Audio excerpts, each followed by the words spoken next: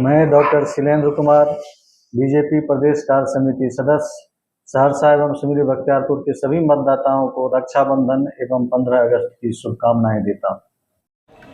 सहरसा जिला का सिमरी बख्तियारपुर विधानसभा क्षेत्र हमारे साथ डॉक्टर शैलेंद्र कुमार हैं, जो बीजेपी प्रदेश कार्य समिति के सदस्य हैं और पेशे से चिकित्सक हैं, आँख के डॉक्टर हैं, अच्छे डॉक्टर हैं, अपना क्लिनिक चलाते हैं और बीजेपी में 2011 को ही ज्वाइन किया और आज तक पार्टी में ईमानदारी से काम कर रहे हैं। अभी 2025 का विधानसभा चुनाव होना है, सब पार्टी के अपने हिसाब से तैयारी चल रही है, सर्वे भी व्यक्ति विशेष हो रहा है, तो निश्चित तौर पर उसी कड़ी में हम लोग इनके पास इनसे जानेंगे कि आज भी सिमरी बख्तियारपुर की मूलभूत समस्या क्या है।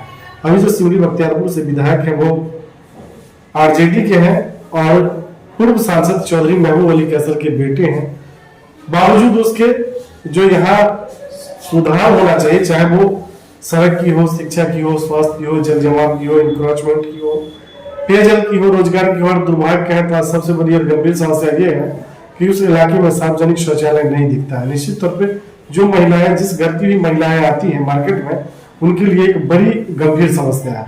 शायद अगर विधायक की इच्छा शक्ति होती तो इन सब कामों का जमीन पर दिखना तय था, लेकिन शायद विधायक ही जनता को नहीं दिखते और उसकी जिम्मेदार कहीं ना कहीं जनता भी है। जात धर्म और पार्टी के नाम पे ऐसे लोगों का चुनाव होता है जो शायद क्षेत्र में नहीं रहते, लोगों के बीच नहीं रहते, और निश्चित तौर पे 5 साल वैसे लोग अपने को ठगा महसूस करते हैं, उसके जिम्मेदार भी वही होते हैं। तो निश्चित तौर पे ये ध्यान वोटरों को भी देना होगा, जाति धर्म और पार्टी से हट के ऐसे लोगों का चुनाव करें जो आपके साथ सुख दुख में हमेशा खड़े रहने वाले लोगों, उनकी इच्छा शक्ति ऐसी हो जो आपके लिए सोचे, आपके बच्चों के लिए सोचे।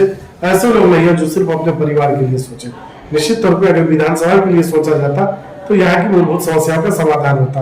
आज भी आपके सिमरी बख्तियारपुर में बड़ी और गंभीर समस्या है, जिसमें जल जमाव और बाढ़, सड़क की भी स्थिति वैसी है। समस्या की बात करें तो जस की तस बनी हुई है, क्या मानते हैं आप? सबसे पहले तो आपने इस अपने चैनल के माध्यम से इस बात को उठा रहे हैं, मैं आपके चैनल पर धन्यवाद करना चाहूँगा। और जो समस्याएं आपने अभी गिनाया है वो निश्चित रूप से वहाँ पर जल जमाए हुए हैं, चाहे जल जमाव की समस्या हो, सड़क की समस्या हो, शिक्षा हो, स्वास्थ्य हो, रोजगार हो, ये सारी समस्याएं जस की तस बनी हुई है। और वहाँ के जो अभी जनप्रतिनिधि हैं, ये उनकी जिम्मेदारी बनती है, वो अपनी जिम्मेदारी में कहाँ तक सफल हुई है तो जनता मालिक है, उसका आकलन करेगी जनता। लेकिन मुझे लगता है कि ये सारी समस्याएं, जल जमाव की समस्या, सड़क की समस्या दूर होनी चाहिए, मूलभूत समस्याएं। स्वरोजगार को बढ़ावा मिलना चाहिए, लोगों का पलायन रुकना चाहिए। शिक्षा की स्थिति बहुत बदतर है, वहाँ शिक्षा का स्थिति में सुधार आना चाहिए। पूरे क्षेत्र में अगर कम्युनिटी हेल्थ सेंटर को छोड़ दिया जाए तो 2 एडिशनल PHC है वहाँ जी, और उतना बड़ा एरिया में सिर्फ 2 एडिशनल PHC होने से लोगों को कितनी परेशानी होती है, मैं एक डॉक्टर होने के नाते इस बात को अच्छी तरह समझ पाता हूँ। और ये समस्याएं दूर होनी चाहिए। और इसके बावजूद, इसके बाद जो लोग वहाँ पर रह रहे हैं, अगर हम उसको नारकीय जीवन कहें तो उसमें कोई अतिशयोक्ति ना हो। और मैं चाहता हूं कि ये सारी समस्याएं उस क्षेत्र का दूर हो, और इसके लिए मैं लगातार प्रयास कर भी रहा हूं और आगे भी करता रहूंगा। आज भी आपके क्षेत्र में बाढ़ एक प्राकृतिक आपदा है, उससे काफी लोग परेशान रहते हैं।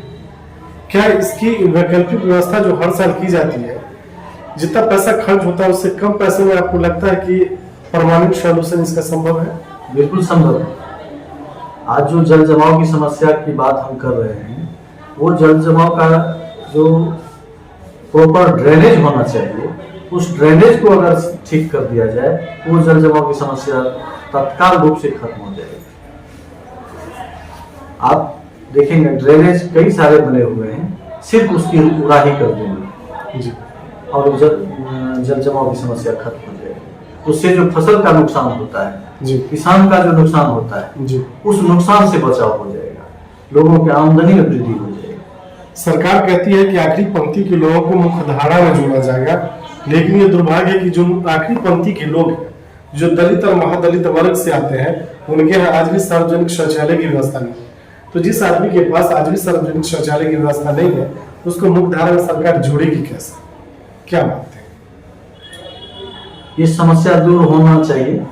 मैं इस बात का पक्षधर हूँ कि ये जो समस्या है दूर होनी चाहिए। आज जो भी जनप्रतिनिधि हैं उनकी उदासीनता कहिए या लोगों में जागरूकता की कमी कहिए, ये दोनों बात हो सकती है।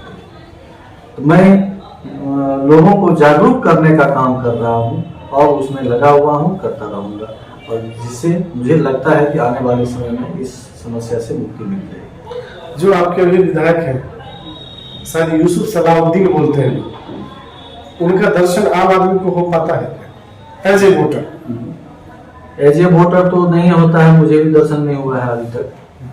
वोटर से मैं क्षेत्र में जाता हूँ, लोगों से मिलता हूँ, तो एक ही समस्या रहती है कि मैंने आज तक उनको देखा नहीं, मैं पहचानता नहीं। अगर सामने आ जाए तो मैं उसे पहचानूंगा। ये समस्या है लोगों। तो जो लोगों के बीच में जाते नहीं, लोग उनको पहचानते नहीं, लोगों की समस्या उनके पास पहुंचती नहीं है, तो उस समस्या का निदान कैसे हो? यही कारण है कि आज भी जैसी समस्या पहले थी आज भी वैसे ही है, जस की तस बनी है। अब समय समय पर क्षेत्र में, चाहे वो बाढ़ के समय राशन किट का मामला हो, कोरोना में आपने डॉक्टर की एक टीम खड़ी की, उसके माध्यम से लोगों को सहयोग किया, विकलांग शिविर का मामला हो, या फिर स्कूल में बच्चों को पढ़ाने के लिए आपने पार्ट टाइम टीचर की व्यवस्था की है, जिसका पैसा अपने पॉकेट से देते हैं। तो शायद ये सब काम एक जिम्मेदार नागरिक को करना चाहिए, और ये जिम्मेदारी एक सांसद और विधायक की होती है, बड़े जनप्रतिनिधि, लेकिन वो आप कर रहे हैं, क्या कारण है? ये उस क्षेत्र के लोगों के प्रति मेरा दर्द दिखता है।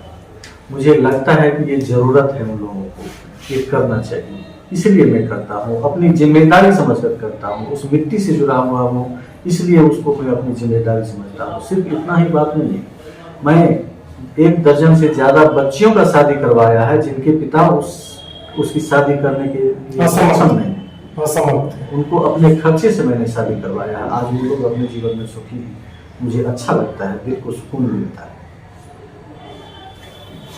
आप भी इस बार अपनी दावेदारी पेश कर रहे हैं, और निश्चित तौर पे दावेदारी होनी भी चाहिए जब कोई भी आदमी समाज सेवा की भावना से और आम लोगों के विकास के लिए क्षेत्र में जाते हैं, तो उनकी जिम्मेदारी ये बनती है कि अगर आप आज किसी पद पे नहीं है तो इतना कर रहे हैं, तो अगर किसी पद पे आते हैं तो आपकी जिम्मेदारी और बढ़ जाएगी, जवाबदेही रहेगी, तो आप इससे ज्यादा करेंगे। लेकिन एक सवाल ये कि चूंकि शिक्षा की भी स्थिति आपके यहाँ अच्छी नहीं है, स्वास्थ्य की स्थिति भी अच्छी नहीं है, आपके यहाँ बाढ़ भी एक प्राकृतिक आपदा है, सुखाड़ भी प्राकृतिक आपदा है, सड़क और पेयजल की भी समस्या है, तो सीधे सीधे ये मानते हैं कि आपके सरकार की नाकामी?